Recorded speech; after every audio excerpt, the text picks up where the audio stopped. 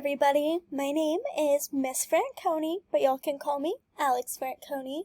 And if you are teaching a grade level between kindergarten and second grade, this is a perfect little math website that I believe your students will love. So go ahead and just go into your laptop, Safari, Google Chrome, whatever you use, and type in your search bar, Buzzmath. So whenever you open Buzzmath, it should look like this. There's a little section right here for teachers where you can try out their activities, teaching resources, look at their curriculum, and all sorts of things like that. Also, if you are assigning this website to students for homework, there is also a little area for parents to just get the same little activities, see the different curriculum, and see why the teachers have picked this website. So you can get a free trial right here. If you already have an account, log in. But I personally do not need an account. You won't either if you just want to look at some of the activities, like right here. Just use some of the basics. You're not going to need an account. So, once we open Buzzmath, we can go ahead and click Try Out Our Activities. So, if you're doing kindergarten through second grade, just like I am, we can select the 6 to 7 years old, but you can also switch it to whatever grade level and whatever age your students are. My students are 6 years old, so I will be sticking to the 6 years old tab, and in my students' PBL assignment, we are learning how to count numbers and how to add and subtract numbers up to 10. So this is just the very beginning of counting and the very beginning of addition and subtraction. So when we first open this website, there is the first game that is called Representing 0 through 50. So this would probably be right after I taught my students 0 through 10 counting towards that, and after they've grasped that. Once I teach my students 0 through 50, I will show you all how to play this little game.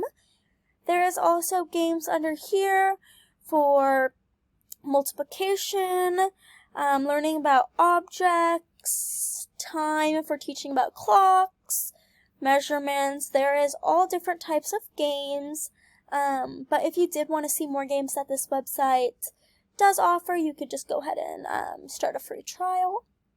So, for this game, I would have students either in a computer lab, or if they wanted to do it as homework, if we weren't able to do the computer lab, we would do this as homework. So I would have them do Representing 0 through 50. So you can go ahead and click Try Now. Okay, so basically in this game, it just pulls up like this. At the very, very top, there's a little star, and it shows how many questions you get right, or how many questions there are. So, for the first little question, there is also a button if you would like it to read it to you. So, for the very first question, it says, how many dots do you see in all? It might help you to use the number grid. So there is also a little grid down here that can help students count as they're going. So for the very first question, I would help out the students. I would say, okay, students, everybody count with me. How many dots do we see? 1, 2, 3, 4, 5, 6, 7, 8, 9, 10, 11. So we'll scroll down to the bottom, find the number 11, and select it. Then, after we've selected our answer, we will click the next arrow. You will continue answering all of these. So you can just select your answers, So, there's even questions when you go like this.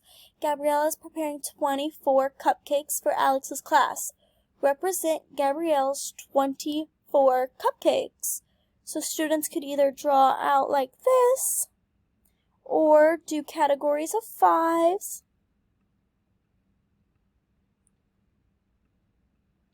There's many different lessons that Buzzmath has.